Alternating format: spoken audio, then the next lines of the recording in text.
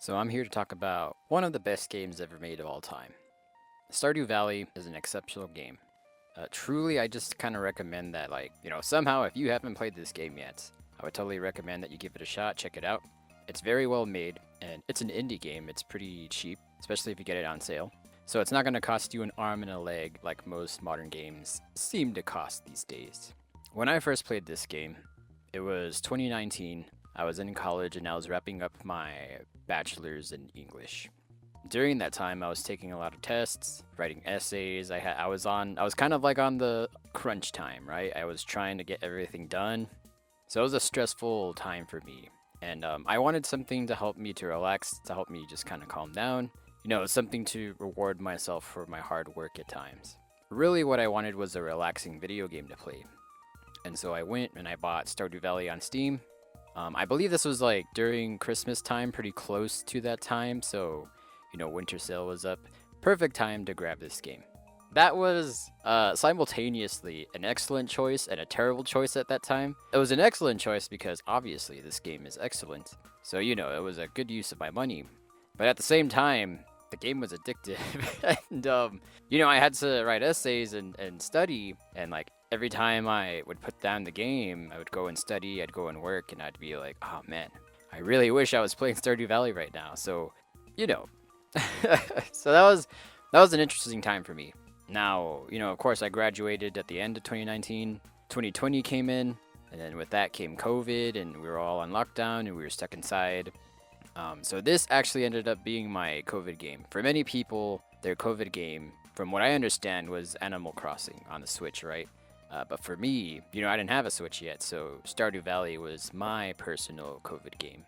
And this game actually makes for an excellent, it's very good as a cozy game. It's good for like a game that you want to play when you just want to chill out, you just want to do something semi-repetitive, right? You just want to take it easy. This game is excellent for that, just kind of chilling out.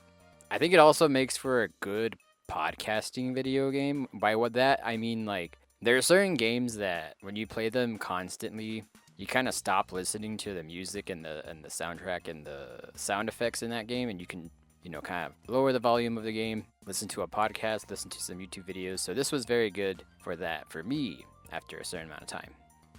Now, I am a bit of a completionist. So here's a interesting aspect about this game, right?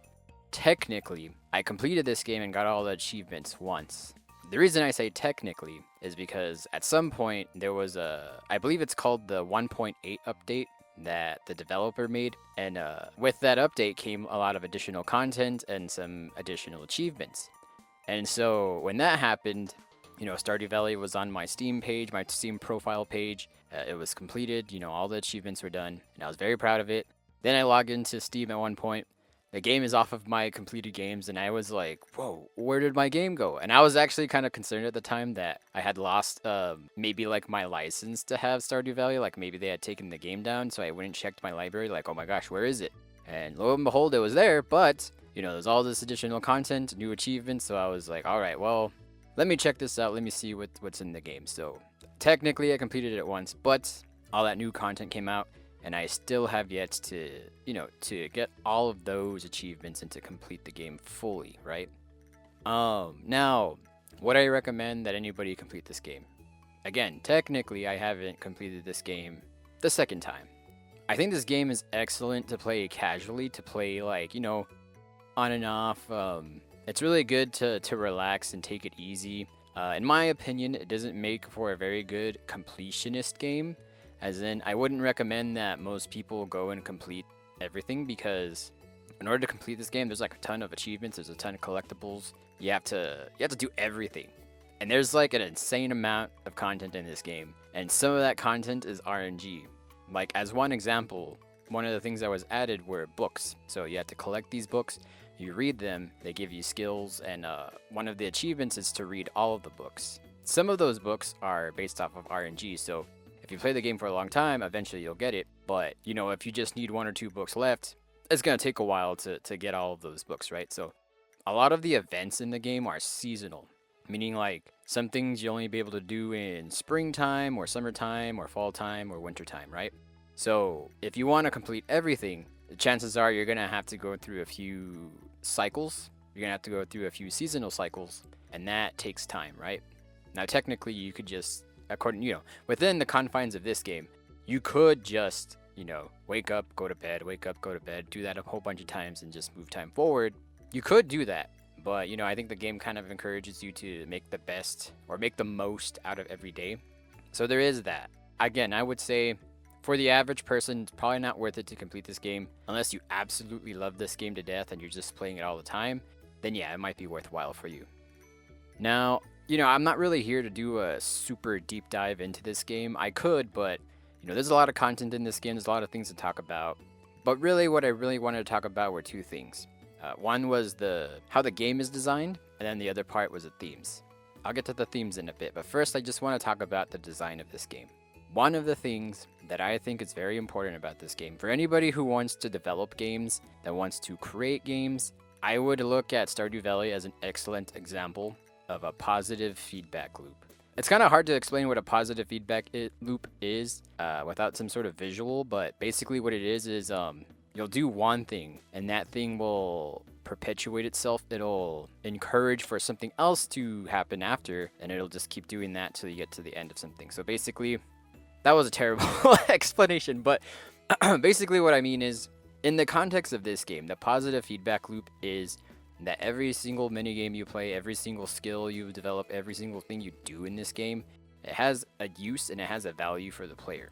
So what I mean is, like, when you're playing this game, if you're enjoying it, if you're having a good time, if you're just engaging with the activities, chances are every single thing that you engage with is going to be beneficial to you in developing your character or developing your farm or getting you gold. Like, there's literally everything in this game is kind of tied together. So basically, the main thing you can do in this game is farm. You have your farm, you can plant your crops, you harvest those crops, and then you sell them for money, right? That's like the base activity in this game, right? But there's a whole bunch of other things you can do. Instead of farming, you can go foraging, slightly different. Foraging is where you're just kind of like running around through town. All of these items will pop up, like you can collect seashells on the seashore.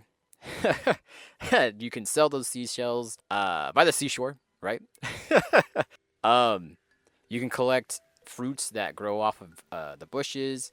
You can collect crops that naturally grow in the wild. That's foraging, right? If you don't want to do that, you can fish. You can get a fishing rod. You can go to the ocean or a lake. Just do a bunch of fishing. If you don't want to do that, you can go into the mountains and you can mine. If you yearn for the mines, you can go and do that. And when you go into the mines, there's a lot of monsters to fight, right? So you have like a sword, you have these weapons, and you can fight those monsters. There's a little bit of combat.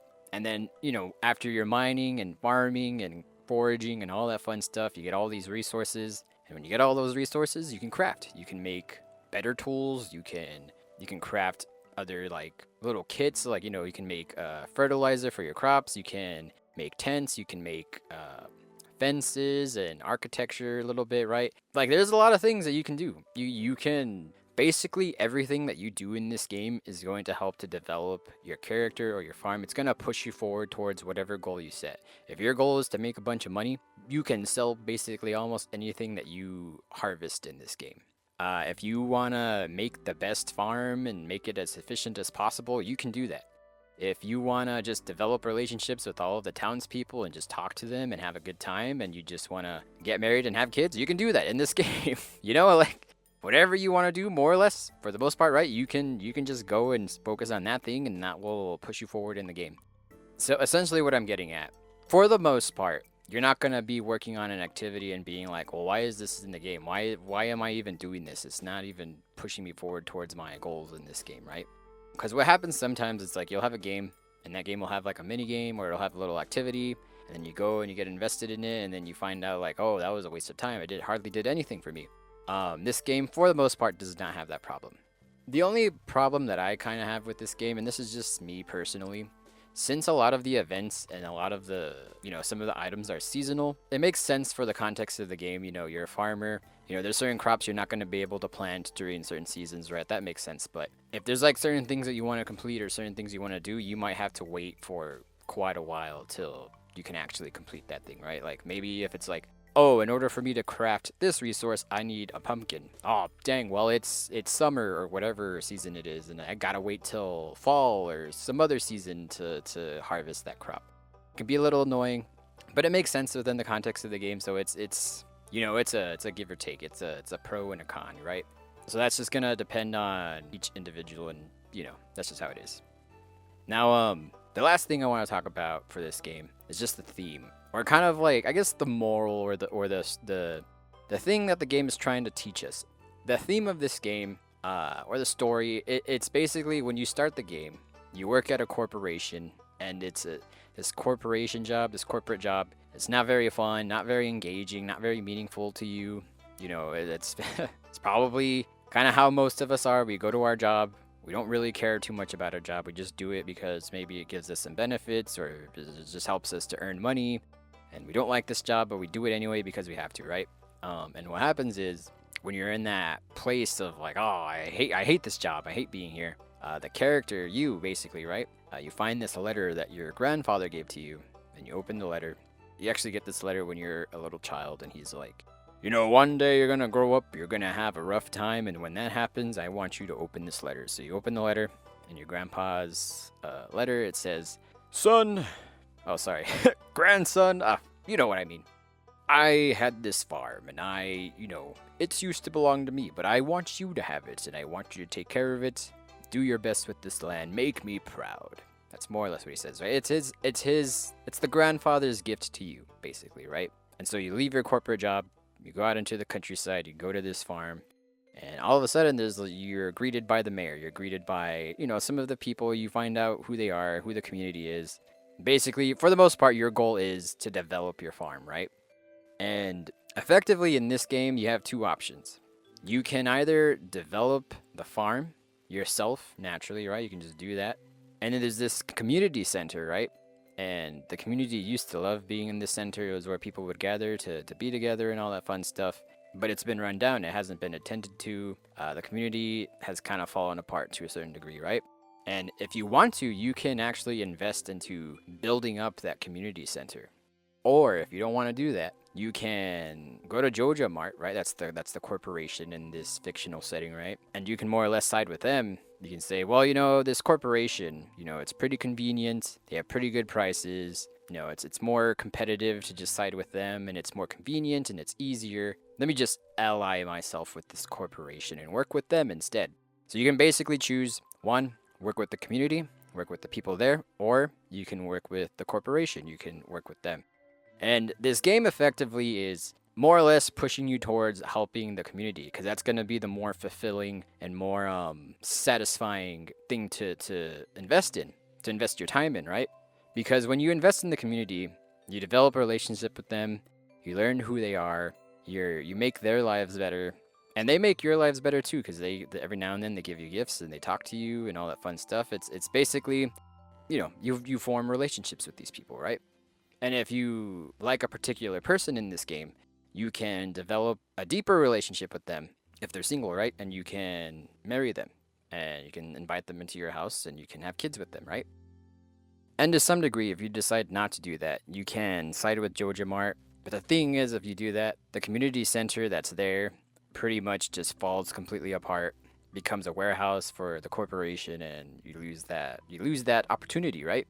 And so I think overall, this game encourages people to develop real relationships with the people, to become more connected with nature, to go outside and feel the sun on your face, and to feel the breeze, and to, because when you're more connected with nature, when you enjoy nature, it helps you to de-stress, it helps you to relax, it helps you to, I guess, in a sense, be more in tune with your body, because you have to go out for a walk, you have to move around, and that's just better for your health overall, right?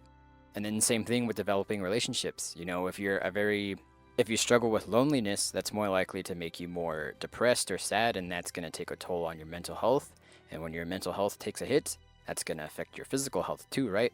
And so the more connected you are with people, and the more connected you are with nature in a sense, right? The better that your life will be.